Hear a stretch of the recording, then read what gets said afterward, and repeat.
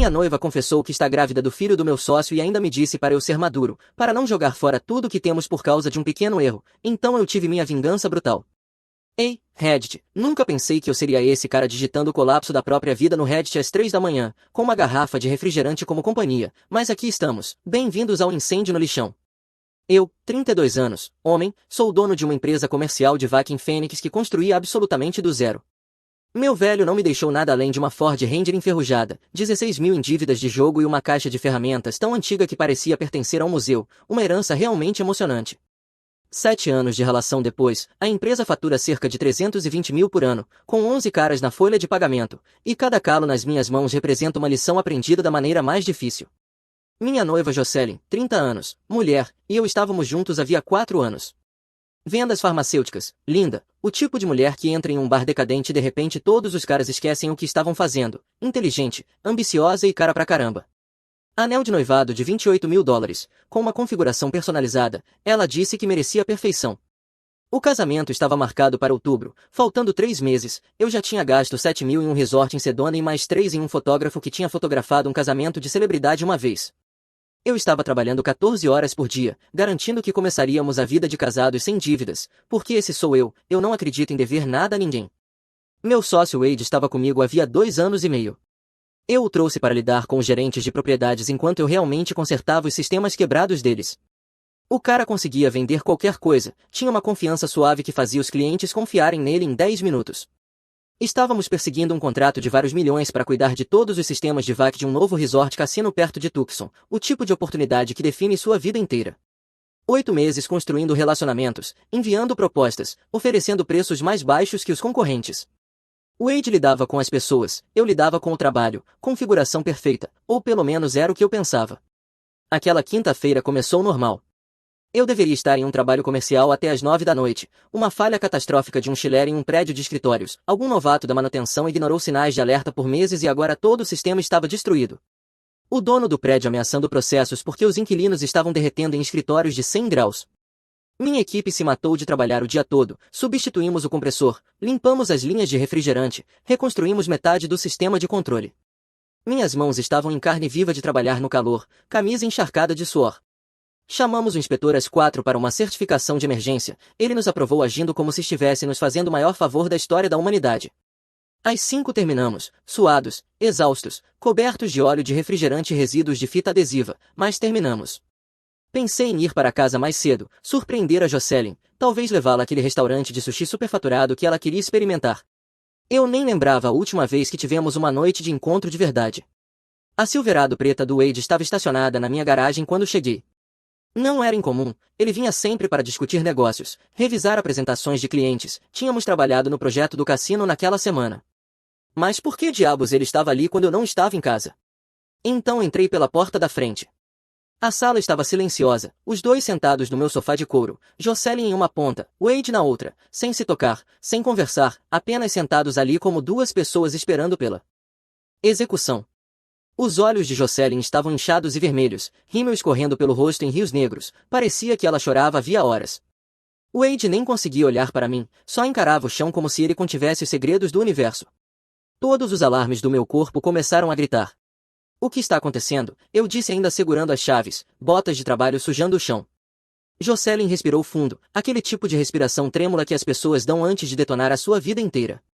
Adam, precisamos conversar, a voz dela era quase um sussurro. Eu estou grávida. Minha primeira reação foi uma alegria pura e estúpida. Nós tínhamos falado sobre filhos depois do casamento, claro, mas acidentes acontecem. Eu já estava fazendo contas na minha cabeça, o bebê chegaria por volta do nosso primeiro aniversário de casamento, na verdade um timing perfeito. Larguei as chaves na mesa e sorri como um completo idiota. Amor, isso é incrível, vamos ser pais, comecei a caminhar em direção a ela. Por que você está chorando? Isso é maravilhoso. Foi quando Wade finalmente levantou o olhar. A expressão no rosto dele vai me assombrar para sempre, culpa, medo, mas por baixo de tudo isso uma estranha desafiação, como se ele soubesse que tinha feito merda, mas também me desafiasse a fazer algo a respeito. É meu, irmão, a voz dele falhou, o bebê é meu, me desculpa. A sala girou de lado, eu agarrei o encosto de uma cadeira para não cair. O que você acabou de dizer? Wade engoliu em seco. Começou há cerca de 6 meses, não conseguimos evitar, a atração era simplesmente forte demais, cara. Nunca quisemos que isso acontecesse, tentamos parar, não conseguimos. Eu só olhava para ele, nem conseguia formar palavras. O choro de Jocelyn ficou mais alto. Adam, eu te amo, eu amo mesmo, eu só estou tão confusa agora, eu não sei o que eu quero, como se ela fosse a vítima, como se isso estivesse acontecendo com ela em vez de ser algo que ela escolheu todos os dias por meio ano. Você não sabe o que quer, eu repeti devagar, você está transando com meu sócio há 6 meses e não sabe o que quer. Não é tão simples assim, na verdade, Jocelyn, é exatamente tão simples assim. E então veio a parte que ainda me dá vontade de socar uma parede. Wade se inclinou para a frente, mãos entrelaçadas, como se estivesse prestes a me apresentar uma proposta de negócios. Olha, Adam, eu acho que podemos resolver isso. Eu ri, de verdade, ri. Resolver isso? Nossa amizade, nossa sociedade, são valiosas demais para serem destruídas por causa disso. Somos todos adultos aqui, podemos navegar por isso de forma madura. Jocelyn assentiu como se ele estivesse recitando poesia em vez do lixo mais delirante já pronunciado por lábios humanos. Talvez pudéssemos adiar o casamento só por um tempo, eu poderia continuar morando aqui enquanto resolvo meus sentimentos, enquanto você resolve os seus sentimentos. Eu a mandei de volta para o apartamento dela, morta dentro da minha casa que eu pago. Por quanto tempo? Eu perguntei diretamente ao Wade, exatamente por quanto tempo? 6 meses, 6 malditos meses, bem quando fechamos o maior contrato da minha carreira, aquele complexo de escritórios de $1 milhão que deveria nos colocar no mapa. Enquanto eu trabalhava 16 horas por dia para construir nosso futuro, dormindo 4 horas por noite, jantando sanduíches de posto de gasolina, me moendo até virar pó, minha noiva estava dormindo com meu sócio comercial na minha cama, grávida de 12 semanas. Eu disse fazendo as contas em voz alta, então você engravidou mais ou menos 3 meses depois de o caso começar. Nenhum dos dois disse nada. Eu me lembrei do ano novo, eu trabalhei direto até o dia 2 de janeiro, cheguei em casa exausto, dei a Jocelyn a pulseira de diamantes tipo tênis que ela vinha insinuando há meses e depois voltei ao trabalho no dia 3 porque tivemos um chamado de emergência. Eles estavam juntos enquanto eu fazia isso, enquanto eu me matava pelo nosso futuro, eles estavam construindo o deles. Virei-me para o Wade e apenas olhei para ele, deixei o silêncio se alongar até ele começar a se remexer. Saia da minha casa. Não gritei, não berrei, apenas disse com uma voz plana, morta, que nem parecia minha. Wade se levantou com as mãos erguidas como se eu estivesse apontando uma arma para ele. Adam, vamos lá, vamos conversar sobre isso, nosso negócio é importante demais para ser destruído por complicações pessoais. Complicações pessoais. Dei um passo em direção a ele, apenas um.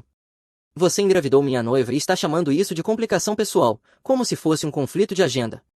Eu só estou dizendo que construímos algo juntos, anos de trabalho, podemos separar o negócio disso. Dei outro passo.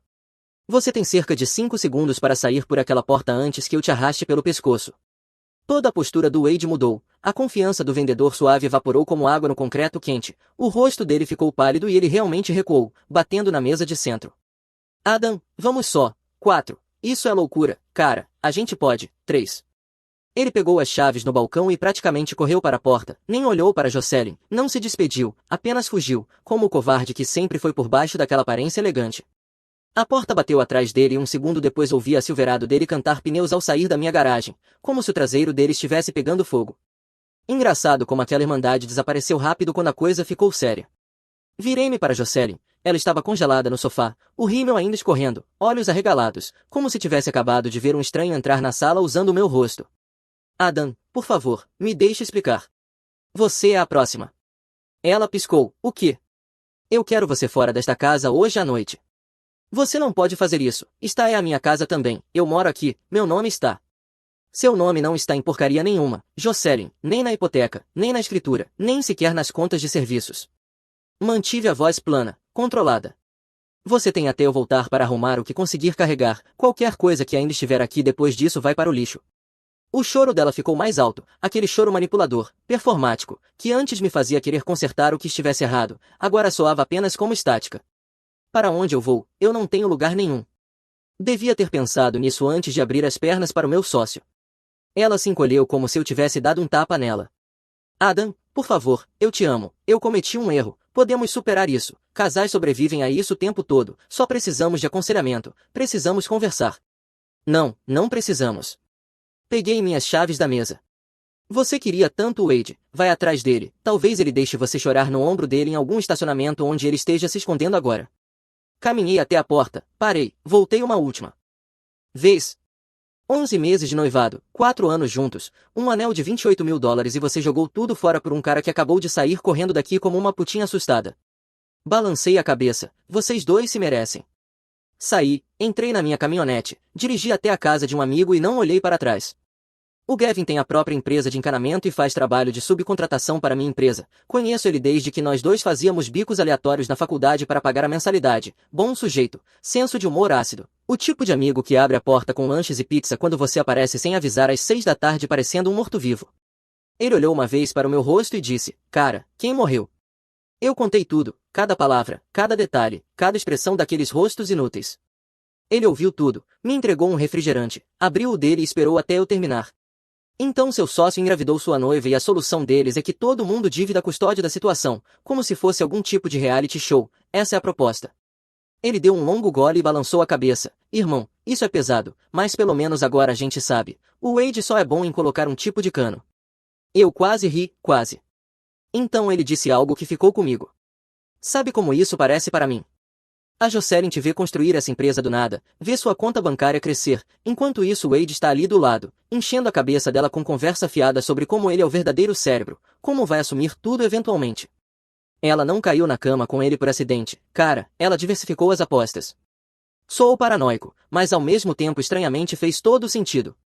Os 4 dias seguintes foram um pesadelo, não do tipo dramático em que tudo acontece de uma vez, mas do tipo lento e esmagador, em que cada ligação traz um novo problema e cada solução custa dinheiro que eu não tenho sobrando. Liguei para o advogado de contratos que tinha redigido nosso acordo de sociedade, US$ 500 só para revisar a cláusula de dissolução por telefone. A notícia foi pior do que eu esperava. Sem causa documentada, o Wade pode forçar você a comprar a parte dele pelo valor de mercado justo considerando seus contratos atuais. Isso dá mais de 300 mil, dinheiro que eu não tinha. O que conta como causa? Violação do dever fiduciário, fraude, má representação para clientes, atividade criminosa, qualquer coisa que você consiga documentar que mostre que ele violou as obrigações com a sociedade. Eu não tinha nada disso, ainda. A casa, a Jocelyn tinha direitos de inquilina mesmo sem contrato, aviso mínimo de despejo de 30 dias, provavelmente mais se ela contestasse, mais ainda se usasse a carta da gravidez. O casamento, 10 mil em depósitos não reembolsáveis evaporados. O local do evento não deu a mínima para minha situação. O anel de noivado, US$ 28.000 no dedo dela, uma peça personalizada sem possibilidade de devolução. A lei do Arizona diz que se ela romper o noivado eu posso exigir o anel de volta, mas se eu romper e ela contestar, ela fica com ele. Eu precisaria de um advogado e de ainda mais dinheiro que eu não tinha. Para qualquer lado que eu me virasse, eu estava sangrando dinheiro ou encarando meses de inferno jurídico. As mensagens da Jocelyn começaram naquela primeira noite e não pararam. Eu nunca quis te machucar. Precisamos conversar como adultos. Estou grávida e com medo, Adam. Preciso saber que tem um lugar seguro para ficar. Você poderia pelo menos responder. Estou carregando uma criança e lidando com hormônios e você simplesmente está me ignorando. Minha mãe estava certa sobre você, você só se importa com dinheiro e trabalho. As mensagens do Wade eram quase piores. Irmão, eu sei que isso é complicado, mas construímos algo especial juntos. A empresa é maior do que quaisquer questões pessoais. Você está com raiva agora, eu entendo, mas não tome decisões permanentes baseadas em emoções temporárias. Pense no que estamos jogando fora. A audácia era quase impressionante. O cara engravidou minha noiva e ainda está me dizendo para não tomar decisões emocionais. Eu não respondi a nada disso, apenas tirei capturas de tela de tudo e salvei em uma pasta. O Gavin leu as mensagens e apenas balançou a cabeça. Os dois ainda estão jogando o jogo, ainda acham que podem te manipular para aceitar isso. O Wade acha que pode sair dessa na conversa mole, a Jocelyn acha que pode te fazer sentir culpa para você brincar de família. Eles não entendem que o jogo acabou. No 5º dia eu tomei uma decisão. Eu tinha terminado de jogar na defensiva. Era hora de ir para o ataque total, mas ataque total exige munição e munição exige provas. Então eu comecei a cavar. Contratei um advogado empresarial de verdade, um advogado com 30 anos de experiência e uma taxa por hora que fez meus olhos lacrimejarem, $600 só para sentar e conversar, valeu cada centavo. A primeira coisa que ela disse foi, se você quer dissolver essa sociedade sem ser destruído, precisamos de causa documentada, causa irrefutável, traga tudo, todos os extratos bancários, todos os contratos, todos os e-mails, todos os relatórios de despesas, cada pedaço de papel ligado ao seu negócio dos últimos 3 anos. E foi isso que eu fiz. Passei 4 dias inteiros revisando cada documento financeiro, cada cadeia de e-mails, cada recibo. Meu amigo trouxe comida chinesa e bebidas energéticas enquanto eu trabalhava a noite adentro, espalhando tudo pela mesa da sala de jantar dele, porque eu ainda não conseguia voltar para minha própria casa sem querer incendiá-la. A primeira noite foi de relatórios de despesas, uma quantidade infinita de extratos de cartão de crédito e recibos. Comecei a ver padrões muito rápido. Cobranças em restaurantes caros em que eu nunca tinha estado, em noites em que eu estava trabalhando em obras. Quartos de hotel em cidades onde não tínhamos clientes. Aluguel de carros quando Wade já tinha um caminhão da empresa. Encontrei uma cobrança de $612 no Steak 44 na mesma noite em que eu estava em uma unidade no telhado em mesa até meia-noite. A segunda noite foi de e-mails, milhares deles. O Wade tinha sido descuidado, usando o e-mail da empresa para tudo, porque nunca achou que eu realmente fosse olhar. Encontrei conversas com a Jocelyn planejando os encontros deles. Um assunto de e-mail simplesmente dizia hoje à noite, enviado às 3 da tarde de uma terça-feira do endereço corporativo dele. O corpo do e-mail dizia, o Adam vai trabalhar até tarde de novo. A terceira noite foi de documentos de contratos. Foi aí que eu encontrei os e-mails do Wade para clientes, se posicionando como o verdadeiro chefe. Não eram um ou dois, eram dezenas. Um e-mail em que ele se chamava diretamente de sócio sênior e dizia que eu cuidava da execução técnica. Uma campanha sistemática para me minar enquanto eu estava ocupado mantendo a empresa funcionando. A quarta noite foi de registros bancários, tudo cruzado. Cada despesa que o Wade havia lançado na empresa comparada com as necessidades reais do negócio. Cada almoço que na verdade era um encontro com a Jocelyn. Cada reunião com o cliente que na realidade era ele jogando golfe com os amigos. Cada viagem de negócios que não tinha cliente nem contrato correspondente. Uma cobrança de viagem para Dallas, hotel, carro alugado, refeições, com zero entrada correspondente no calendário, nenhuma proposta, nada. O que eu encontrei mudou tudo. O Wade vinha desviando dinheiro. Jantares com clientes em churrascarias que eu nunca provei, às vezes $600 cada, cobrados diretamente na conta da empresa. Saídas para jogar golfe em clubes de campo, $300 ou $400 cada, algumas vezes por mês. Uma viagem de networking para Las Vegas que custou $4.800, incluindo uma suíte no Area VIP Club, taxas e serviço de quarto que fizeram minha cabeça girar. No total, mais de $37.000 em despesas pessoais não autorizadas ao longo de 18 meses, dinheiro que deveria ter sido lucro, dinheiro que poderia ter ido para bônus dos funcionários ou para novos equipamentos, dinheiro que foi usado para financiar o estilo de vida do Wade enquanto eu comia burritos de loja de conveniência. Mas isso nem sequer foi a pior parte.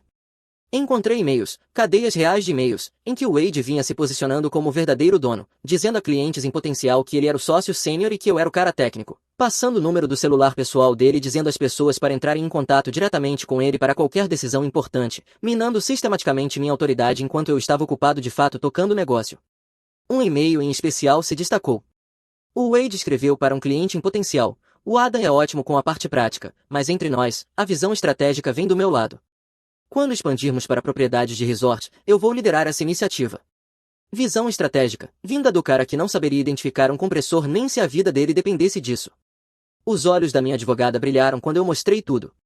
Isso é desvio de dinheiro e violação do dever fiduciário, ela disse, folheando os relatórios de despesas, e isso, levantando os e-mails, é fraude e má representação. Podemos usar isso para dissolver a sociedade por justa causa. Perguntei o que isso significava para a participação do Wade. Por justa causa muda tudo. Transforma os 40% dele de um pagamento garantido em uma negociação. Calculamos a participação dele com base no valor da empresa antes desses contratos atuais.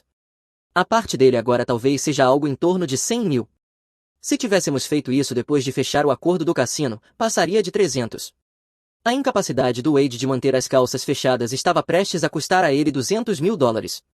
Naquela mesma semana, eu entreguei a Jocelyn uma notificação formal de despejo. Mandei um oficial de justiça entregar enquanto ela estava em casa e garanti que tudo fosse feito de forma legal. A lei do Arizona exigia aviso prévio de 30 dias, mesmo ela não estando em nenhum contrato de aluguel ou hipoteca. Minha advogada foi cristalina, não há tranque para fora, não troque as fechaduras enquanto ela estiver residindo legalmente ali, faça tudo conforme a lei ou ela terá vantagem. Então eu fiz tudo com inteligência. Levei tudo que era valioso para um depósito com controle de clima, a coleção de relógios do meu avô, ferramentas elétricas, documentos importantes, qualquer coisa insubstituível. Instalei câmeras de segurança em todos os cômodos, do tipo que envia as imagens automaticamente para a nuvem. Troquei todas as senhas de todas as contas. Criei um novo e-mail apenas para me comunicar com ela. Documentei tudo. Disse a ela que teria aviso prévio de 24 horas para a vistoria final e retirada dos pertences. Ela surtou completamente. Mandou 63 mensagens em uma única noite, eu contei. Ligou para minha família. Começou uma campanha de difamação online dizendo que eu a abandonei durante a gravidez, que ela estava sem teto por causa da minha crueldade, que eu tinha mostrado minhas verdadeiras cores. As amigas dela deixaram comentários me chamando de todos os nomes imagináveis. A mãe dela ligou chorando, perguntando como eu podia ser tão cruel com uma mulher inocente carregando uma criança. Eu não respondi a nada disso, apenas encaminhei tudo para minha advogada para documentação. O Wade tentou me encurralar no escritório na segunda-feira seguinte. Apareceu às 6 da manhã, antes de qualquer outra pessoa chegar. Provavelmente achou que poderia me intimidar cara a cara. Adam, cara, ele abriu as mãos como se estivesse se rendendo. Precisamos resolver isso como homens, eu faço o que for preciso. Olhei diretamente nos olhos dele, mantive a voz neutra. Entre em contato com a minha advogada se quiser discutir assuntos de negócio. A cor sumiu do rosto dele. Ele genuinamente não esperava que eu tivesse contratado advogada, achou que eu simplesmente iria ceder, deixar ele ficar com a parte dele, talvez até continuar trabalhando juntos como se nada tivesse acontecido. Essa é a coisa sobre caras como Wade, eles estão tão acostumados a sair das consequências do charme que esquecem que alguns problemas não podem ser resolvidos com um sorriso e um aperto de mão. As 3 semanas seguintes viraram uma guerra total.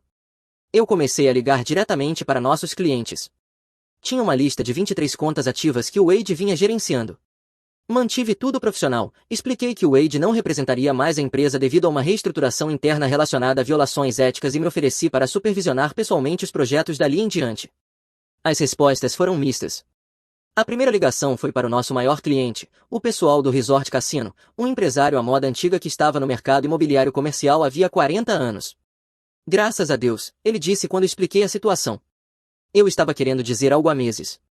O Wade sempre pareceu estranho, liso demais, fazia promessas que não batiam e depois ficava ofendido quando eu fazia perguntas. Nós só o tolerávamos porque confiávamos no seu trabalho, Adam. Sua reputação fala por si só. A maioria das outras ligações correu melhor do que eu esperava. Uma gerente de propriedades disse que tinha reclamado com o Wade sobre ele chegar atrasado e com um cheiro estranho. O Wade disse a ela que eu sabia e aprovava, mentira completa. Eu estava lá todos os dias às 6 da manhã enquanto ele aparecia às 10. Alguns clientes precisaram de mais convencimento. Um dono de consultório médico quis documentação antes de fazer qualquer mudança, justo. Eu enviei os registros financeiros mostrando as compras não autorizadas do Wade e ele ficou. 3 contas já tinham sido perdidas, $62.000 em contratos evaporados antes mesmo de eu fazer as ligações. O Wade tinha chegado a eles primeiro com alguma história sobre eu estar instável. Esses clientes não queriam drama, não posso culpá-los. Eu promovi o Paul, meu técnico líder, a gerente de operações. O cara estava comigo havia 5 anos, entendia sistemas de VAC comercial por dentro e por fora e dava respostas diretas aos clientes em vez de discursos de venda. Os clientes na verdade preferiam falar com ele.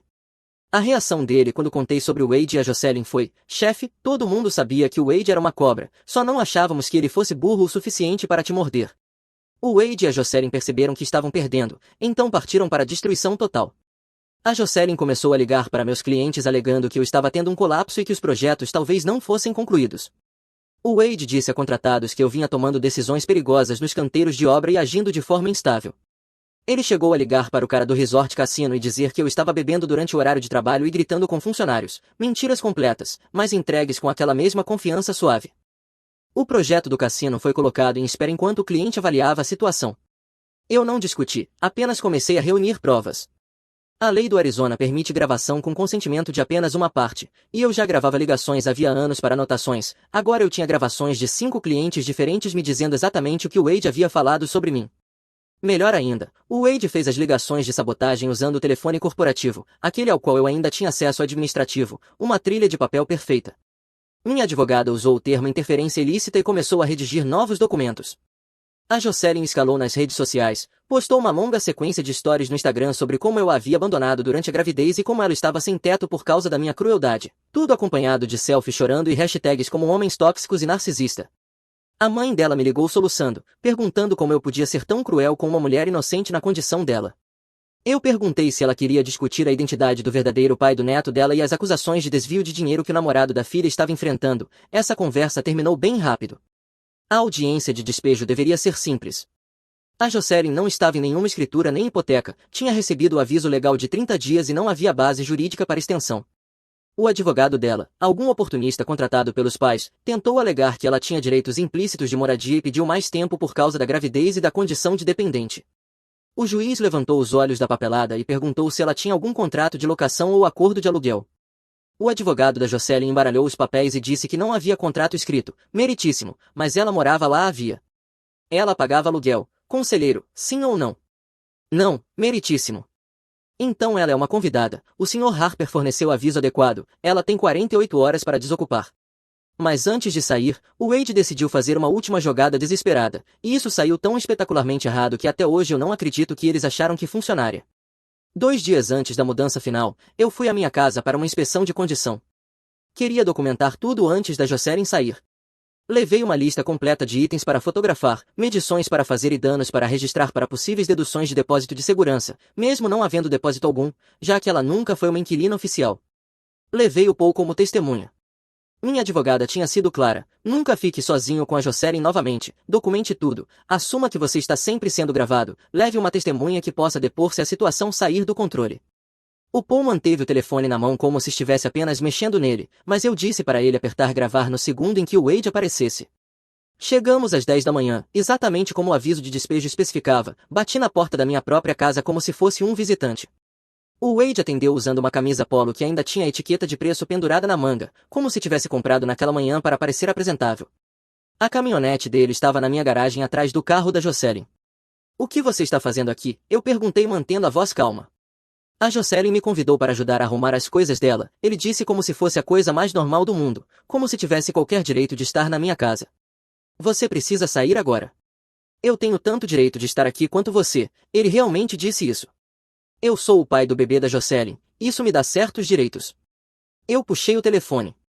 Por favor, note o horário, o Wade admitiu que está na minha casa sem permissão do proprietário, isso é invasão. O Paul assentiu, tirou o próprio telefone e começou a anotar. O rosto do Wade ficou vermelho. Você não pode me expulsar, esta casa não é mais só sua. Na verdade é sim, está no meu nome, a hipoteca. Está no meu nome. A Jocelyn tem 48 horas restantes como ocupante legal. Você tem 0 tempo, sai agora ou vou chamar a polícia. Foi quando a Jocelyn saiu do quarto carregando uma caixa com coisas minhas, a coleção de moedas do meu avô que eu guardava no fundo do armário, avaliada em cerca de $6.000, algo que o Wade provavelmente mandou ela pegar achando que eu não perceberia. Coloca isso no chão, eu disse, isso é meu. Ela respondeu com aquele olhar presunçoso, você me deu acesso a tudo nesta casa, isso significa que é propriedade comum. Nós não somos casados, propriedade comum não existe para nós, coloca isso no chão. O Paul estava com o telefone erguido gravando tudo. O rosto da Jocelyn passou de arrogante para apavorado em cerca de 2 segundos. Ela colocou a caixa no chão como se estivesse contaminada. Eu disse aos dois que eles tinham 5 minutos para pegar o que fossem levar e sair de forma definitiva. O Wade chegou fisicamente perto de mim, aquela postura agressiva que caras usam quando tentam intimidar. Você não pode me dizer o que fazer, Adam, eu tenho direitos aqui, sou o pai do bebê da Jocelyn, isso me dá participação. Então ele me empurrou, as 2 mãos no meu peito, forte o suficiente para me fazer tropeçar para trás. Eu poderia ter derrubado ele, não fiz.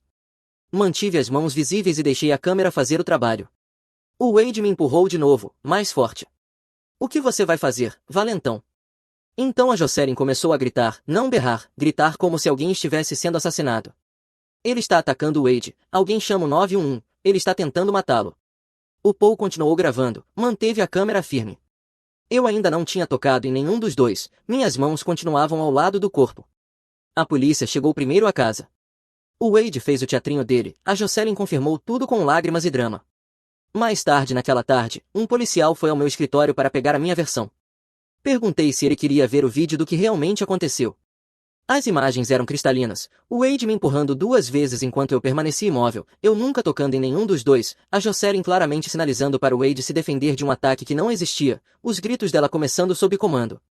A expressão do policial mudou de neutralidade profissional para um nojo mal contido.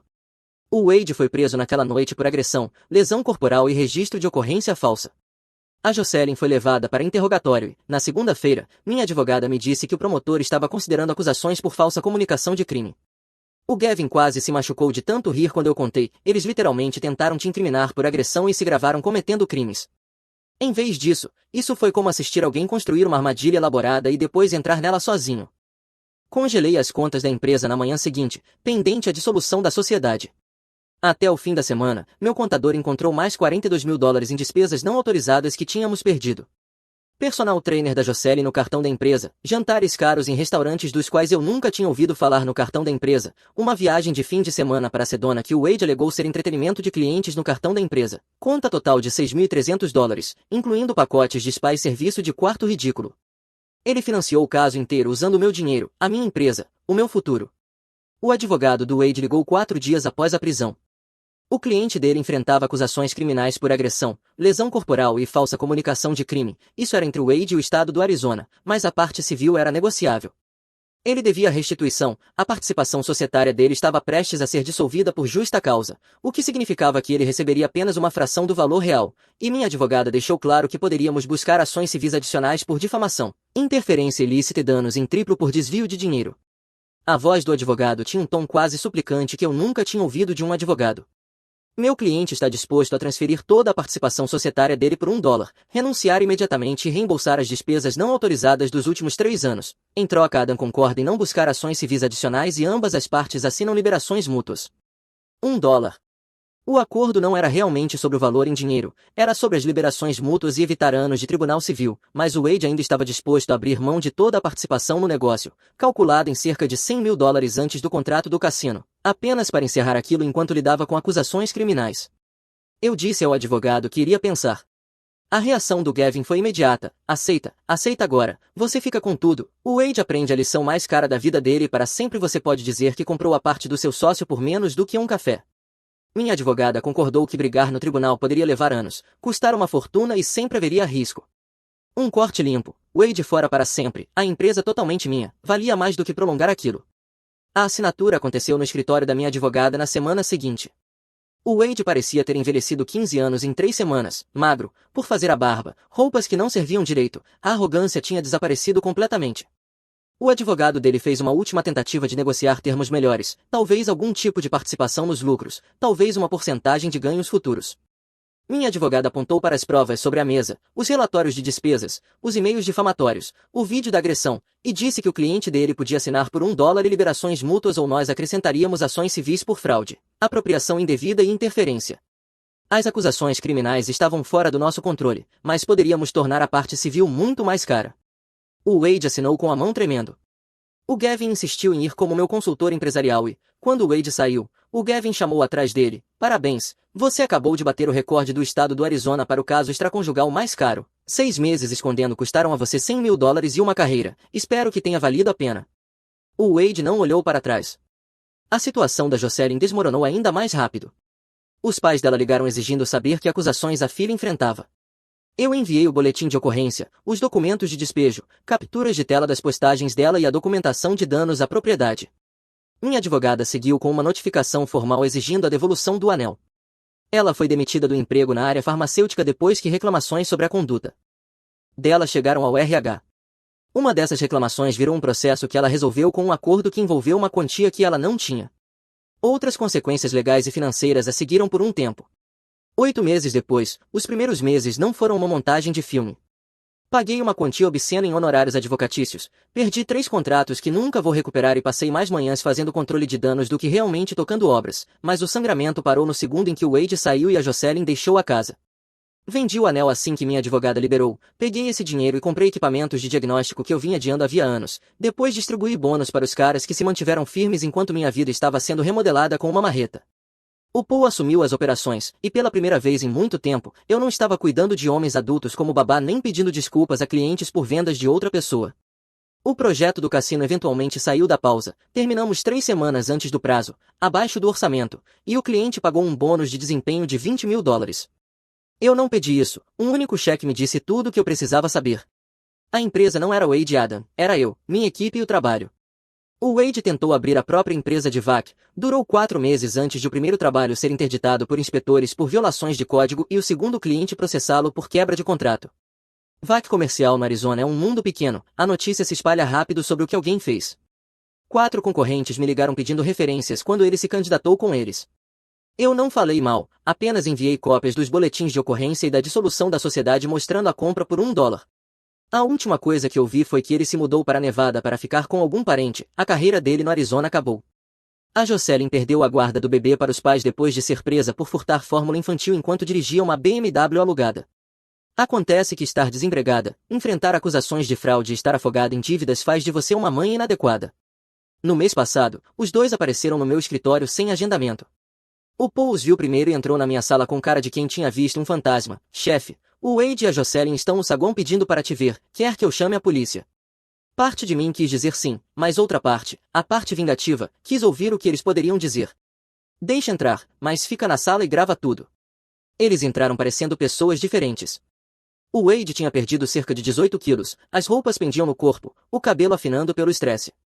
A Jocelyn usava roupas baratas de loja de departamento e tinha olheiras que a maquiagem não conseguia esconder. Os dois pareciam quebrados. O Wade veio com um discurso inteiro preparado. Adam, cara, eu sei que tudo terminou mal, tenho feito muita reflexão interior, acho que se deixarmos as questões pessoais de lado e focarmos na oportunidade de negócio, poderíamos construir algo ainda maior do que antes. Eu apenas encarei. A Jocelyn entrou na conversa. Eu fiz escolhas terríveis, mas isso não significa que não possamos seguir em frente. Você está indo tão bem agora, talvez exista uma forma de trabalharmos juntos profissionalmente, poderíamos agregar valor à empresa. Eu deixei o silêncio se estender, observando eles se contorcerem. O Wade puxou uma pasta, realmente trouxe materiais impressos, como se aquilo fosse uma reunião de proposta de verdade. Estamos propondo uma estrutura de sociedade tripla. Você mantém a participação majoritária, mas a Jocelyn e eu receberíamos cada um 15% de participação em troca do nosso trabalho e relacionamentos com clientes. Precisaríamos de veículos da empresa e você teria que cobrir nossas despesas legais para que possamos focar em construir o negócio. Eu me levantei. Vocês estão me pedindo para financiar as consequências de vocês. Não. O rosto do Wade empalideceu. Adam, por favor. Eu disse ao Paul para escoltá-los para fora. A Jocelyn começou a chorar. Não temos para onde ir, meus pais não vão nos ajudar, o Wade não consegue trabalho. Esse é o problema de vocês, vocês construíram isso, agora vivam dentro disso. O Wade ainda tentou usar a carta da Irmandade. Lembra do que construímos juntos, isso tem que valer alguma coisa. Valeu quando eu comprei sua parte por $1. Acabou aqui. O Paul avançou. Os dois ficaram parados por um segundo, finalmente percebendo que não havia mais nenhum ângulo para explorar. Então a Jocelyn começou a soluçar de verdade e o Wade ficou com aquela expressão quebrada no rosto. O Gavin, que fingia revisar papéis no canto, murmurou, talvez da próxima vez não mexam onde comem. Eles foram embora, dois adultos na casa dos 30 anos, chorando no meu estacionamento porque finalmente entenderam que alguns erros não podem ser desfeitos. Eu me senti mal por cerca de 15 segundos, depois voltei ao trabalho. Quanto a mim, tenho 33 anos, estou sem dívidas, a empresa está estável, o Paul toca as operações e eu não acordo mais com aquele nó no estômago. O Wade e a Jocelyn fizeram as escolhas deles, agora vivem com elas. Fim de jogo. Depois de 10 anos de casamento, minha esposa disse que estava voltando para o ex dela e que levaria metade de tudo. Eu sorri. No dia seguinte, a irmã dela me ligou gritando, dizendo que eu não podia fazer isso com ela, que eles nos processariam. Ei, Reddit, minha esposa me largou pelo ex durante o jantar de aniversário de casamento e anunciou que ficaria com metade de tudo. Eu deveria ter perguntado o que eram aquelas 40 páginas antes de assiná-las lá em 2018. Pegue a pipoca e aproveite o show de merda. Meu nome é Garry, 43 anos, homem. Tudo isso começou 17 anos atrás em uma baia de escritório. Eu acho engraçado como o pior emprego de escritório da sua vida pode acabar te salvando algumas centenas de milhares de dólares e todo o seu futuro financeiro, mas estou me adiantando. Lá em 2008, eu era um avaliador iniciante de equipamentos industriais, trabalhando em um escritório apertado no centro de Chicago, no 23º andar, com janelas que não abriam e luzes fluorescentes zumbindo sem parar. Meu vizinho de baia era Adam, na casa dos 30, divorciado 2 vezes, agora um contador forense especializado em divórcios de alto patrimônio. Adam lidava com casos em que alguém construía um negócio de 7 dígitos do zero e depois perdia metade porque mantinha tudo em contas conjuntas. Todo caso seguia o mesmo padrão, cara bem-sucedido, cara confiante, acha que separar bens parece pouco romântico, depois o casamento acaba e romance não importa, só a estrutura legal. A maioria deles acha que ser um bom marido significa confiar completamente. Adam me disse que eles não percebem que existe uma diferença entre confiança e preparação até que seja tarde demais, e quando percebem, já estão assinando a entrega de empresas que construíram com as próprias mãos. Eu ouvi e tomei notas. Eu tinha 26 anos e era solteiro. Casamento parecia algo que outras pessoas faziam. Então meu irmão Brandon foi destruído. Brandon era 12 anos mais velho, tinha vida resolvida muito antes de mim, construiu uma empresa de construção de um único caminhão até uma operação com 15 pessoas, comprou 3 imóveis para aluguel ao longo de 10 anos e estava reformando uma linda casa estilo Craftsman para ele e sua esposa Rebecca. Rebecca era professora do ensino fundamental 2, 15 anos de casamento, 2 filhos na faculdade. Tudo parecia sólido até deixar de ser. Ela o deixou pelo instrutor de pilates dela. O golpe mais duro veio quando Brandon descobriu que ela vinha levando o cara para casa que ele estava reformando como surpresa de aniversário. As câmeras de segurança dele gravaram tudo. Ele levou as imagens ao advogado achando que isso importaria, mas não importou. Illinois é um estado sem culpa e o juiz dividiu tudo 50 por 50. Metade da empresa, metade dos imóveis, metade das contas de aposentadoria. A casa inacabada teve de ser vendida e o valor dividido. Brandon me ligou no dia em que o acordo foi finalizado, a voz dele parecia morta. Ele disse para eu nunca presumir justiça, que o sistema recompensa documentação e preparação. Ele confiou completamente, não documentou nada e pagou com metade do trabalho de toda uma vida. Eu fui até a casa dele naquela noite. Ele estava em um apartamento alugado agora, sentado a uma mesa de cartas. Rebecca tinha levado a maior parte dos móveis. Ela já tinha mudado o cara para nossa antiga casa. Os filhos não falam com ela, mas legalmente não há nada que ninguém possa fazer. Ele disse que foi um idiota por não se proteger. Aquela imagem ficou comigo naquela noite. Ada e eu fizemos um pacto, comendo comida chinesa horrível, e chamamos de protocolo nunca mais. Se algum de nós se casasse, ajudaria o outro a construir proteção financeira real, não acordos pré-nupciais que juízes descartam, mas proteção real, em camadas, documentada, tudo estruturado como uma fusão corporativa. 5 anos depois, conheci Valerie em um churrasco de um amigo em Viquer Parque. Uma morena linda com olhos verdes e uma risada que fazia todo mundo se virar. Conversamos por 4 horas seguidas. Ela era designer gráfica, engraçada, criativa e exatamente meu tipo. 6 meses depois, estávamos morando juntos. 1 ano depois disso, eu a pedi em casamento. Eu me apaixonei por ela, daquele tipo em que você imagina uma vida inteira juntos. Mas toda vez que pensava no casamento, eu lembrava de Brandon naquela mesa de cartas. Então, enquanto eu me apaixonava, também estava construindo proteção. Adam me ajudou a desenhar tudo como uma estratégia tributária corporativa, com entidades de responsabilidade limitada, documentação clara e contas bancárias estruturadas para mostrar acesso versus propriedade. O casamento foi lindo. Os pais de Valerie vieram voando de Minnesota. Meus pais choraram e, no fundo da minha mente, eu pensava naquele cofre à prova de fogo onde todos os documentos de proteção estavam guardados. Aqueles documentos eram apenas papel, como detectores de fumaça que você espera nunca precisar. Então alguns sinais de alerta começaram a aparecer, cerca de 2 anos dentro do nosso casamento. Nada grave no começo, apenas pequenas coisas, o telefone sempre virado para baixo na mesa, novas senhas que eu não conhecia, trabalho até tarde, reuniões que nunca pareciam envolver trabalho de verdade. Quando eu perguntava sobre isso, eu percebia, não dizia nada, apenas observava e esperava. Não havia muito com que eu realmente me preocupar, mas ainda assim eu queria me manter protegido. Foi então que ativei a fase 2 do protocolo Nunca Mais. Liguei para Adam, expliquei a situação e passamos um fim de semana reestruturando tudo. Criamos o acordo pós-nupcial e o enquadramos como proteção contra a responsabilidade civil. Disse a Valerie que eu estava preocupado com processos de clientes depois que um colega foi processado e que queria proteger os bens da nossa família. Ela assinou cada página enquanto assistia a algum reality show e ainda perguntou se realmente precisávamos de tudo aquilo, ao que respondi que era proteção patrimonial padrão, que nos protegia caso algo acontecesse com o meu trabalho. Ela assinou sem ler, chamou aquilo de minha fase paranoica de papelada para as amigas. Isso foi em 2018. Pelos 7 anos seguintes, mantive tudo documentado. Valerie tinha acesso para usar nosso dinheiro, mas a propriedade permanecia separada. Ela nunca perguntou o motivo, nunca questionou de onde o dinheiro vinha ou para onde ia, apenas continuou usando o cartão de débito. Avançando para o nosso 10º aniversário de casamento na primavera passada, fiz reservas naquele restaurante em River North onde tivemos nosso 3º encontro, a mesma mesa de canto. Eu tinha comprado para Valerie o vestido azul que ela usava naquela noite especificamente para esse jantar. Achei que talvez fosse um ponto de virada, que talvez nos reconectássemos. Ela vinha ainda mais distante ultimamente, mas jantares de aniversário deveriam consertar as coisas, certo? O restaurante parecia o mesmo, o garçom nos reconheceu, comentou algo sobre ser romântico voltarmos ali. Valerie sorriu, mas não se envolveu. Fizemos conversa fiada sobre as provas finais da nossa filha Ruby, sobre se deveríamos trocar o revestimento do deck. Então os aperitivos chegaram, Valerie deu uma mordida, pousou o garfo e olhou para mim. Disse que precisava me contar algo importante. Pausei, pensando que talvez estivesse doente ou que Ruby tivesse algum problema.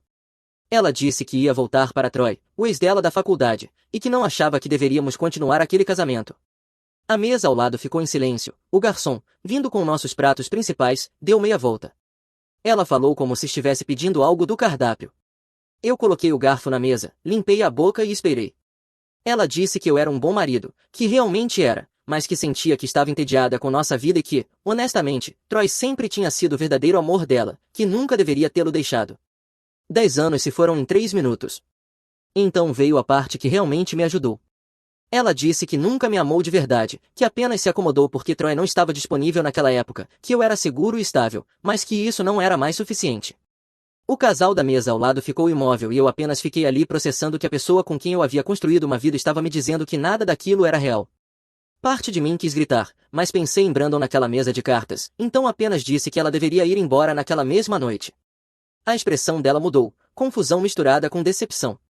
Ela queria que eu lutasse, que prometesse mudar, que desse a ela um momento dramático para contar às amigas.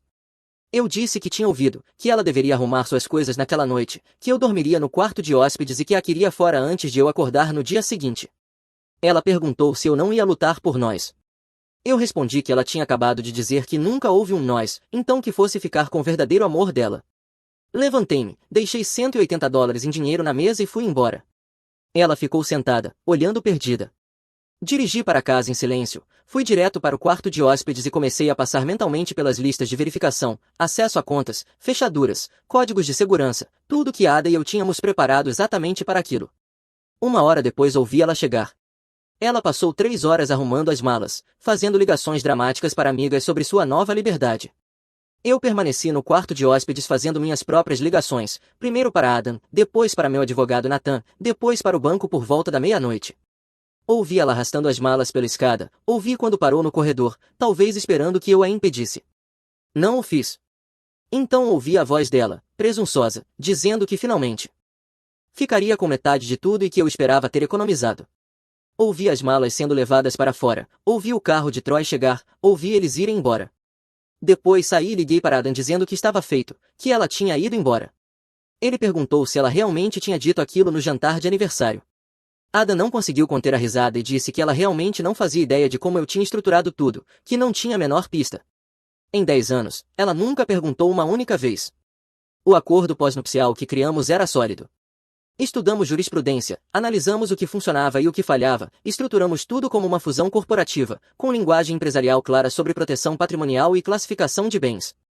A cláusula-chave criava classificações de propriedade separada. Qualquer coisa obtida após a assinatura permanecia separada, a menos que fosse explicitamente combinada por escrito. Meu salário como avaliador fluía para uma entidade empresarial que fazia distribuições para a conta corrente da casa. O que Valerie não sabia era que a empresa tinha outras 5 contas contendo ativos reais. A casa foi refinanciada em 2018 após o acordo pós-nupcial, com a escritura apenas em meu nome. As contas bancárias foram reestruturadas em 2019, convertidas para individuais, com ela como usuária autorizada.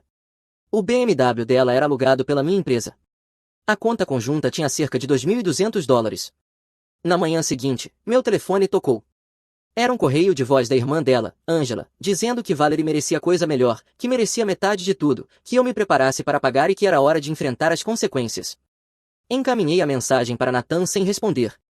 1 hora depois, outro correio de voz dizia que ela estava oficialmente representando Valerie e que qualquer tentativa de esconder bens matrimoniais teria sérias consequências legais.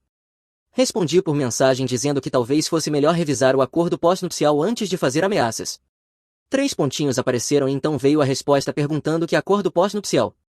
Valerie nunca tinha contado a ela. Respondi que era o acordo que a irmã dela assinou em 2018, arquivado no cartório do condado, registro público.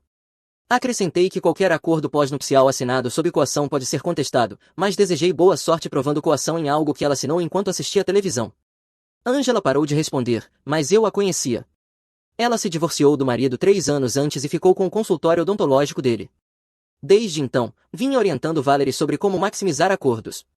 Angela não recuou e escalou a situação. Na tarde de quarta-feira, Valerie foi ao nosso banco. O gerente da agência, Michael, levou as duas ao escritório dele com um arquivo grosso de documentos que Valerie havia assinado. Michael foi profissional e minucioso. Abriu a pasta e começou a apresentar os documentos um a um, explicando que em 2019 ela e o marido tinham ido ali para reestruturar o relacionamento bancário, e que aquelas eram as assinaturas dela nos formulários de conversão de conta. Ele apontou cada uma, a caligrafia de Valerie era inconfundível. Valerie encarou os papéis e disse que não se lembrava de ter assinado aquilo. Michael explicou que eram cartões de assinatura autenticados de 2019, que a gerente Lisa estava presente, que ainda trabalhava lá e se lembrava da reunião. As anotações indicavam que Valerie havia recusado uma explicação detalhada e dito que confiava no marido para lidar com os assuntos financeiros. O tabelião presenciou e certificou cada assinatura. Angela se inclinou para frente e disse que aquilo era abuso financeiro, que eu havia manipulado para abrir mão de seus direitos. Michael não reagiu, apenas puxou outro documento. Disse que ali havia uma pesquisa de satisfação do cliente, preenchida 3 meses depois, com a caligrafia dela, onde ela escreveu que apreciava como o marido lidava com todas as decisões financeiras entediantes, que ele era muito melhor com dinheiro do que ela, e que ela ainda havia desenhado um rostinho sorridente ao lado da assinatura. O rosto de Valerie empalideceu, mas ela disse que era a esposa dele e que aquelas contas deveriam ser dos dois. Michael manteve a voz calma e explicou que as contas eram de propriedade individual do Sr. Crawford, que ela estava listada apenas como usuária autorizada, que isso era um privilégio, não propriedade, e que o titular da conta podia revogar esse privilégio a qualquer momento. Angela perguntou o que isso significava, e ele respondeu que significava que ela tinha permissão para usar as contas, mas nunca foi dona delas, e que no momento em que o Sr. Crawford revogou o status de usuária autorizada, o acesso dela terminou, o que era um procedimento bancário padrão. Angela começou a juntar os documentos e disse que entraria com reclamações junto a todos os órgãos reguladores bancários de Illinois. Michael ofereceu seu cartão de visitas e disse que ela podia ficar à vontade, que ele forneceria cópias certificadas de tudo para a reclamação, que o banco seguia todas as regulamentações estaduais e federais, que a Sra. Crawford havia assinado todos os documentos, que eles tinham cartões de assinatura autenticados e reconhecimentos por escrito, e que tudo ali era completamente legal. Elas foram embora e Michael me ligou uma hora depois, dizendo que ela genuinamente não sabia, que em 10 anos ela nunca perguntou uma única vez o que estava assinando, que ela nunca quis saber, e que esse era justamente o ponto. Ele comentou que ver alguém perceber que assinou a própria perda de vantagem era pesado. Eu respondi que não tão pesado quanto descobrir que a própria esposa nunca te amou, e que pelo menos eu tinha documentação. Michael ficou em silêncio e disse que era um ponto justo. E foi aí que Angela realmente começou a agir. Na manhã de quinta-feira, fui citado no meu escritório. O oficial de justiça me entregou um envelope pardo grosso como uma lista telefônica. Era uma petição de emergência pedindo posse exclusiva da residência conjugal, pensão temporária e uma ordem de restrição temporária congelando todos os bens. Angela tinha ido para o tudo ou nada. A petição tinha 32 páginas de acusações.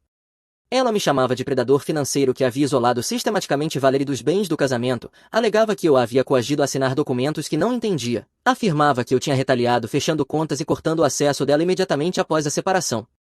Parte daquilo era ficção, parte era uma verdade desconfortável mal enquadrada. Nathan me ligou imediatamente dizendo que ela estava protocolando tudo de uma vez, alegando que eu estava escondendo bens, comportamento controlador e abuso financeiro, que ela queria que eu saísse da casa até sexta-feira e que fosse fixada uma pensão temporária de $4.200 por mês enquanto o processo tramitasse. Perguntei se ela podia fazer aquilo, e ele disse que ela podia protocolar, mas que outra coisa era um juiz conceder, embora ela estivesse sendo inteligente, pois não alegava violência nem nada criminal, apenas má conduta financeira, o que era mais difícil de refutar imediatamente. A audiência de emergência estava marcada para o dia seguinte, às 2 da tarde. Perguntei como aquilo era legal, e ele explicou que ela havia alegado circunstâncias emergenciais, dizendo que eu estava liquidando bens e que Valerie não tinha acesso a fundos, e por isso conseguiu um horário de emergência. Passei a noite de quinta-feira me preparando, imprimindo cada documento, cada extrato bancário mostrando a execução do acordo pós-nupcial, cada prova de que Valerie havia assinado tudo voluntariamente. Adam veio até minha casa às 10 da noite com café e energéticos.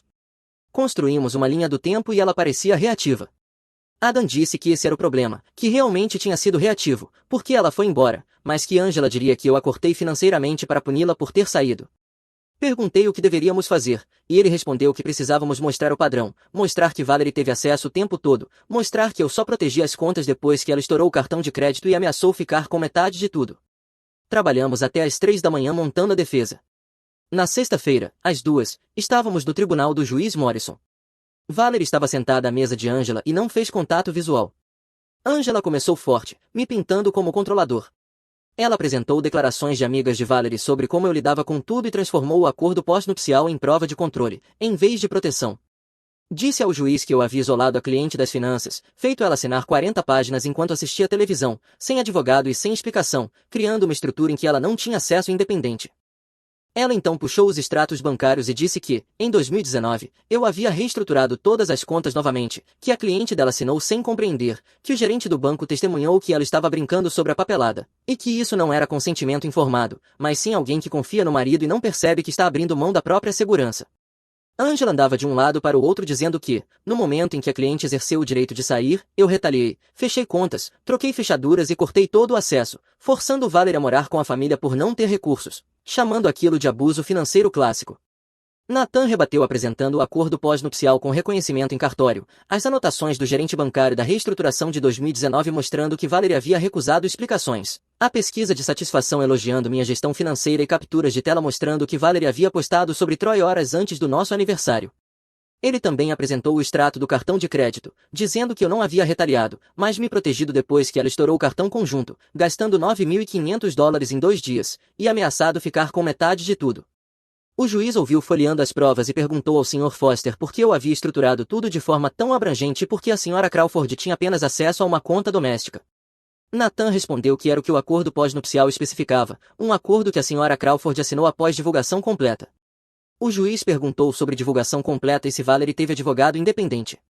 Angela interrompeu dizendo que não, que ela foi informada de que era proteção patrimonial rotineira e não fazia ideia de que estava abrindo mão de direitos matrimoniais, que nenhum advogado independente a aconselhou.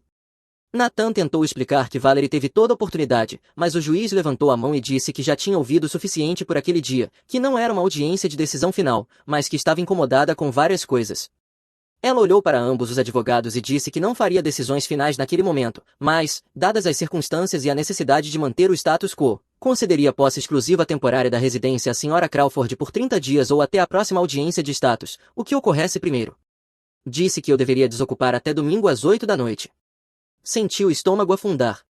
A juíza também emitiu uma ordem de restrição contra a dissipação de bens, determinando que eu estava especificamente proibido de fechar ou mover fundos de quaisquer contas tituladas em conjunto, e que a mesma regra se aplicava à Sra. Crawford, sem gastos incomuns nem transferências de ativos. A conta corrente doméstica permaneceria acessível a ambas as partes apenas para despesas ordinárias. A audiência de pensão temporária foi marcada para 2 semanas depois, e ambas as partes deveriam trocar declarações financeiras antes disso. A juíza encerrou o processo e alertou Angela de que estava concedendo alívio emergencial porque a cliente dela precisava de estabilidade temporária, mas que, se descobrisse exagero das circunstâncias ou má-fé, haveria consequências. Angela respondeu que sim, meritíssima. Ao sairmos do tribunal, Angela sorriu de lado para mim no corredor e disse que aquilo era apenas o começo, que eu esperasse ter um bom hotel, que talvez da próxima vez eu pensasse 2 vezes antes de manipular alguém para abrir mão dos próprios direitos. Nathan segurou meu braço antes que eu respondesse e disse para não ali, que descêssemos pelo elevador. Ele falou em voz baixa que havíamos levado um golpe, mas que era temporário, e que precisávamos encontrar a fraqueza deles antes da próxima audiência. Passei o mês seguinte em um Hampton perto do escritório, analisando cada documento com Adam e Nathan. Precisávamos entender como Angela tinha conseguido aquele primeiro golpe. Nathan disse, numa terça-feira de manhã em sua sala de conferências, que a questão do advogado independente era real, que acordos pós-nupciais sem advogados separados são examinados com lupa, e que Angela sabia disso. Ele perguntou se eu havia dito explicitamente a Valerie para contratar um advogado. Voltei a 2018 na memória. Eu tinha explicado que era papelada de proteção patrimonial, disse que ela deveria ler ou pedir para alguém olhar, mas eu mesmo estava ali explicando. Disse que era proteção patrimonial padrão, que ela poderia ler se quisesse, mas não insisti, e eu estava presente quando ela assinou. Adam comentou que era isso que Angela estava martelando, que eu era avaliador de equipamentos industriais e ela designer, o que em alguns casos cria fraude construtiva. Adam estava passando pelos registros bancários quando parou de rolar e perguntou qual conta pagava a hipoteca todo mês. Respondi que era o débito automático da conta corrente doméstica e puxei os dados. Desde 2018, a hipoteca vinha da conta 4738, a conta conjunta doméstica em nome de nós dois, financiada pelo meu negócio, mas tecnicamente propriedade conjunta. Adam e Nathan trocaram um olhar. Nathan disse em voz baixa que aquilo era confusão patrimonial clássica. Puxou a legislação de Illinois e explicou que quando um bem separado é amortizado usando fundos matrimoniais, o cônjuge não proprietário adquire um interesse proporcional à contribuição. Eu argumentei que era meu dinheiro financiando aquela conta, mas ele respondeu que legalmente não importava, porque no momento em que as distribuições entravam na conta conjunta, tornavam-se bens matrimoniais, E que usar fundos de propriedade conjunta para pagar dívida de bem separado era o exemplo clássico de confusão patrimonial. Angela argumentaria que Valerie tinha direito à parte da valorização da casa. Perguntei quão ruim era, e Nathan fez as contas. A casa valia 385 mil, e eu tinha construído cerca de 110 mil em patrimônio desde 2018.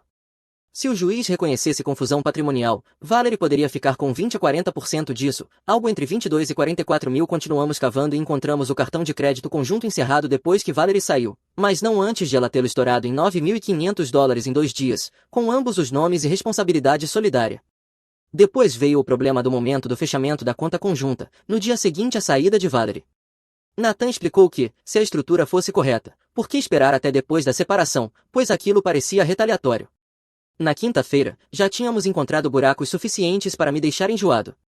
O acordo pós-nupcial era sólido em teoria, mas a execução tinha problemas, e em direito de família os juízes não gostam de ver um cônjuge sendo cortado enquanto o outro mantém controle. A audiência de pensão temporária foi brutal. Angela apareceu com todas as despesas de Valerie, mercado, gasolina, telefone, seguro, tudo, e argumentou que Valerie estava acostumada a um certo padrão de vida e que eu a tinha cortado completamente. Ela disse ao juiz que eu havia isolado financeiramente a cliente dela. Ela disse que não tinha acesso, não tinha crédito, não tinha capacidade de se sustentar sozinha. A juíza concedeu pensão temporária de $1.350 por mês, não os 4.200 que Angela queria, mas ainda assim 1.350 enquanto o processo se arrastava. Então Angela entrou com o pedido de produção de provas, exigindo cada extrato bancário, cada registro empresarial, cada transação dos últimos 7 anos, procurando mais confusão patrimonial, e ela encontrou. A reforma da cozinha em 2020, 22 mil pagos da conta conjunta, a substituição do deck em 2021, a reforma do banheiro em 2022, tudo pago com fundos conjuntos, todas melhorias em um bem que era propriedade separada minha. Angela alterou a petição alegando que Valerie merecia reembolso pelas contribuições feitas à casa. Nathan fez as contas e disse que, se um juiz aceitasse isso, Valerie poderia receber entre 32 e 58 mil dólares de reembolso, mais uma porcentagem da valorização, mais honorários se fosse constatada confusão patrimonial de má-fé. Não era assim que deveria ter sido. Eu tinha planejado tudo, mas cometi erros. Usei dinheiro conjunto em propriedade separada, fechei contas depois da separação em vez de antes, nunca insisti para que Valerie tivesse advogado independente, e Angela estava me fazendo pagar por cada um deles. Enquanto Angela desmontava minha estrutura financeira no tribunal, Troy tinha seus próprios problemas. Eu vinha fazendo reconhecimento, encontrei as redes sociais dele, os check-ins na academia, toda a vida cuidadosamente curada. Troy trabalhava como coach de bem-estar na Equinox, um personal trainer que cobrava caro de mulheres divorciadas. A pesquisa de Ada mostrou 2 relacionamentos anteriores com clientes casadas que terminaram mal quando os divórcios ficaram complicados. Também descobri que Troy estava vendo outras mulheres, o perfil dele no Indy, profissional de bem-estar buscando conexão autêntica, postado 3 dias depois de Valerie se mudar para a casa dele.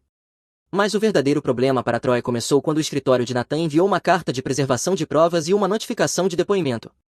A carta explicava que ele seria ouvido como testemunha terceira, sobre cronologia, conversas sobre finanças, todo o caso documentado sob juramento, e que as comunicações dele com Valerie poderiam ser objeto de produção de provas. Troy recebeu a carta no trabalho, entrou em pânico e ligou para Valerie. Ela disse que era intimidação e que ele tinha de ignorar. 2 semanas depois, a notificação formal de depoimento chegou e foi entregue no trabalho. Troy leu dentro do carro e ligou para Valerie dizendo que tinha sido citado no trabalho, que queriam que ele respondesse perguntas sob juramento sobre quando começaram, sobre o casamento dela, e que queriam todas as mensagens trocadas entre eles. Ele disse que a verdade o faria parecer alguém que destruiu um casamento e que não perderia o emprego por causa do divórcio de outra pessoa. Ele começou a se afastar, parou de atender ligações, inventou desculpas.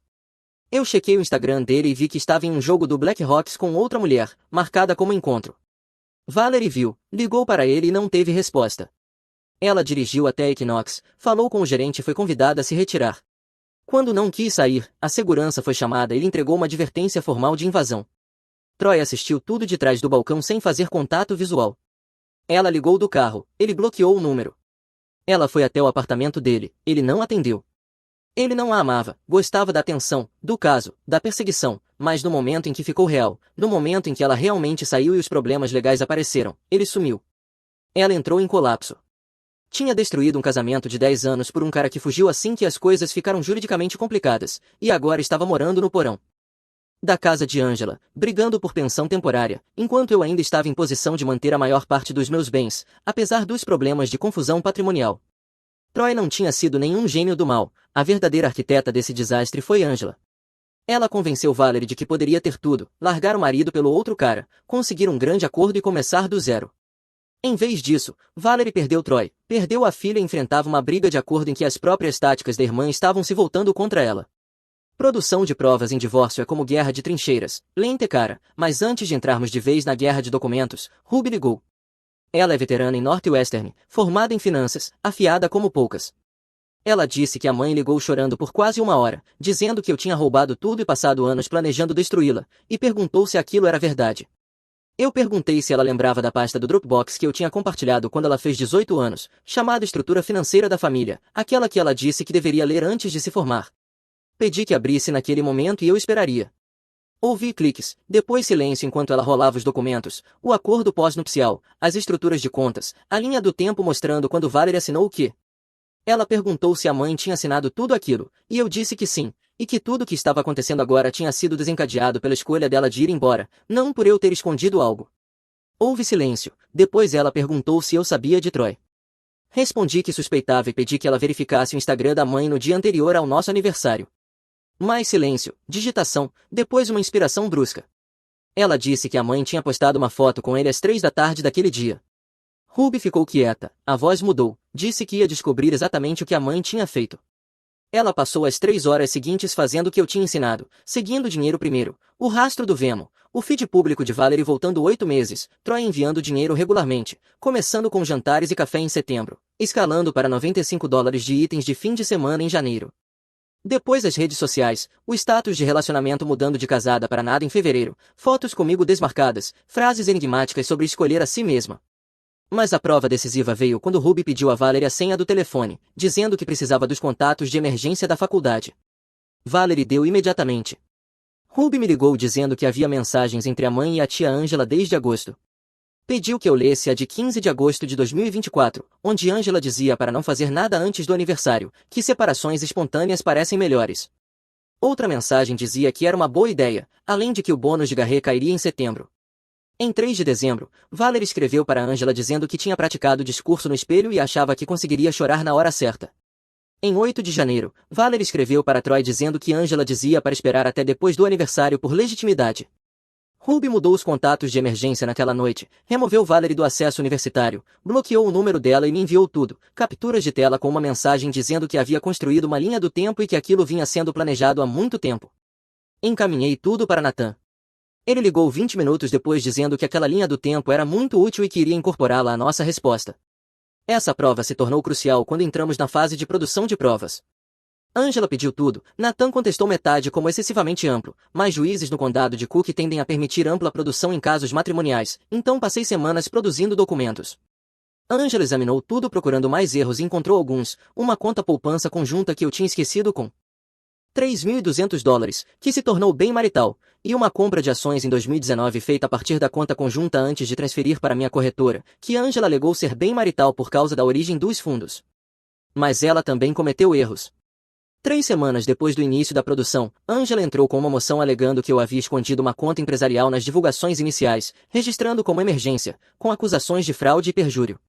O problema era que a conta que ela alegava ter sido escondida estava divulgada, na página 7 da minha declaração financeira inicial, com o número da conta, saldo e tudo. Nathan apresentou uma resposta com uma cópia destacada da divulgação original e então pediu sanções. No dia da audiência, Angela tentou recuar, alegando que foi um erro honesto porque estava revisando centenas de documentos. A juíza não aceitou e disse que ela havia protocolado uma moção de emergência alegando fraude, usando palavras como perjúrio e ocultação, e perguntou se ela havia verificado as divulgações iniciais do requerido antes de fazer aquelas acusações. Meritíssima, eu revisei os documentos que estavam disponíveis para mim. Não foi isso que eu perguntei. Silêncio. Estou aplicando uma sanção de $750 por apresentar uma moção frívola. Além disso, a senhora pagará os honorários advocatícios do Sr. Crawford referentes à resposta a esta moção. O Sr. Foster apresentará o pedido de honorários. O rosto de Angela ficou vermelho. Se ouvir outra moção como essa, as sanções serão mais severas. Encerramos por aqui. Nathan e eu saímos para o corredor, e Angela estava ao telefone com Valerie, a voz tensa de raiva. Nathan apenas sorriu e disse que agora ela seria mais cuidadosa, mas também estava abalada. A ordem de sanção saiu 2 dias depois. Angela me devia $1.200 em honorários, mais a multa de $750 para o tribunal. Uma pequena vitória, mas eu aceitei. Ainda assim, Angela continuou cavando. Ela depôs Adam, achando que conseguiria fazê-lo admitir que eu havia coagido Valerie. Em vez disso, Adam explicou calmamente que havia presenciado Valerie assinando os documentos enquanto ria da minha paranoia, o que fez Angela parecer desesperada. Depois Angela me depôs. 6 horas na sala de conferências de Nathan, com a taquígrafa judicial digitando cada palavra. Ela tentou me pintar como controlador. Perguntou se não era verdade que eu nunca discutia assuntos financeiros com minha esposa. Respondi que discutia sempre que ela queria, mas que ela não tinha interesse. Disse que eu tomava todas as decisões financeiras unilateralmente, e respondi que dentro da estrutura com a qual ambos concordamos. Ela tentou me pegar na confusão patrimonial, perguntando por que eu usava fundos conjuntos para casa se tudo deveria ser separado. Eu disse que foi um descuido, que a hipoteca estava em débito automático daquela conta e que eu deveria ter mudado isso depois do acordo pós-nupcial. Ela rebateu que foi um descuido que durou 7 anos e me beneficiou às custas da cliente dela, um descuido que dava a Valerie um direito legítimo sobre a valorização do imóvel, algo que ela estaria disposta a discutir em acordo. Enquanto isso, as táticas agressivas de Angela estavam se voltando contra ela perante a juíza. Ela tinha apresentado 3 moções de emergência em 2 meses, todas negadas. Acusou-me de esconder bens na fase de produção de provas sem evidências e foi sancionada com multa de $750 por alegações frívolas. Tentou acelerar o processo alegando urgência, e a juíza disse não, que seguiria o cronograma normal. Angela havia dito a Valerie que aquilo seria um grande acordo, mas não conseguia admitir que o caso não era tão forte quanto imaginava. No 4º mês, Nathan e eu discutimos um acordo. A confusão patrimonial era real, e um juiz concederia algo a Valerie. No melhor cenário, disse Nathan, o juiz concederia reembolso por hipoteca e melhorias, provavelmente cerca de $45.000 mais honorários. No pior cenário, reconheceriam confusão patrimonial extensa e concederiam 20% da valorização da casa, mais $77.000 além disso. Angela estava acumulando contas, e Valerie argumentaria que eu deveria pagar. Perguntei sobre aposentadoria, contas empresariais e investimentos. Nathan disse que não havia evidência de confusão ali e que o acordo pós-nupcial era claro. Oferecemos $58.000 pelas reivindicações de valorização, mais $13.000 para os honorários dela. Ela ficaria com o carro e seus pertences pessoais, e eu ficaria com todo o resto. Angela rejeitou dizendo que a cliente merecia muito mais e que iriam a julgamento, mas não foram. 2 semanas depois, Angela apresentou uma moção para se retirar do caso como advogada, alegando oficialmente diferenças irreconciliáveis com a cliente quanto à estratégia. O verdadeiro motivo surgiu depois, Valerie não conseguia mais pagá-la. Angela vinha trabalhando parcialmente por contingência esperando um grande acordo. E quando as ofertas permaneceram modestas, ela quis sair. Valerie teve de contratar um novo advogado, um sujeito chamado Rick, que olhou o processo e disse que provavelmente deveríamos fazer um acordo. 3 meses depois, fizemos. Valerie recebeu $68.000 pelas reivindicações de valorização e melhorias. Eu paguei $19.000 dos honorários advocatícios dela. Ela ficou com o carro, seus pertences pessoais e os $9.500 que havia estourado no cartão de crédito conjunto. Eu fiquei com a casa, o negócio, as contas de aposentadoria, as contas de investimento, todo o resto. O custo total para mim, incluindo honorários advocatícios e pensão temporária paga durante o processo, ficou pouco abaixo de $140.000. Não foi a vitória limpa que eu havia planejado, mas também não foi o desastre que poderia ter sido. O acordo foi finalizado em setembro. Em novembro, o dinheiro de Valerie já tinha acabado. Ela pagou as contas restantes de Angela, pagou o novo advogado, deu entrada em um apartamento que não podia sustentar no longo prazo, comprou móveis, quitou cartões de crédito, ajudou Troy com o aluguel antes de ele sumir, e levou amigas para jantar se gabando do acordo. No ano novo, ela estava quebrada novamente trabalhando meio período em um escritório imobiliário, apenas fazendo visitas abertas. O escritório de advocacia de Angela nunca se recuperou. A notícia se espalhou na comunidade de direito de família de que ela havia prometido demais a uma cliente, falhado em estratégia básica e sido sancionada por uma juíza. Ela perdeu 3 clientes no mês seguinte à saída do caso de Valerie. O ex-marido dela, o dentista de quem se divorciou e de quem tomou o consultório, entrou com pedido de revisão da pensão com base na queda de renda dela. O karma é engraçado assim. Eu tinha passado meses documentando tudo e, quando o acordo foi finalizado, compilei tudo em uma pasta com 60 páginas de capturas de tela, registros bancários e mensagens entre Valerie e Angela discutindo estratégia. Não publiquei nada publicamente. Compartilhei com exatamente 4 pessoas, Ruby, meus pais e o pai de Valerie. Ruby já sabia da maior parte. Ela tinha cortado Valerie completamente, mas ver tudo organizado fortaleceu sua decisão. Ela mudou legalmente o sobrenome para o meu e parou de listar Valerie como mãe em qualquer formulário. Meus pais suspeitavam que algo estava errado, mas ver as provas encerrou qualquer culpa que sentiam por tomar partido. Eles planejavam dividir os feriados entre nós, mas depois de ver a pasta disseram a Valerie para não comparecer a eventos familiares. O pai de Valerie ficou devastado. Ele me ligou dizendo que sentia muito, que não sabia, que ela não era bem-vinda na casa dele até colocar a vida em ordem, e que Angela deveria ter sabido melhor, pois foi ela quem incentivou tudo isso. Esse isolamento quebrou Valerie mais rápido do que o dinheiro acabando. Ela esperava apoio da família, mas todos que viram as provas perceberam que ela tinha apostado em um acordo maior e perdido. Ela tentou reconstruir a reputação postando coisas vagas no Facebook sobre se curar de abuso narcisista e se reencontrar após manipulação, mas os amigos tinham visto demais.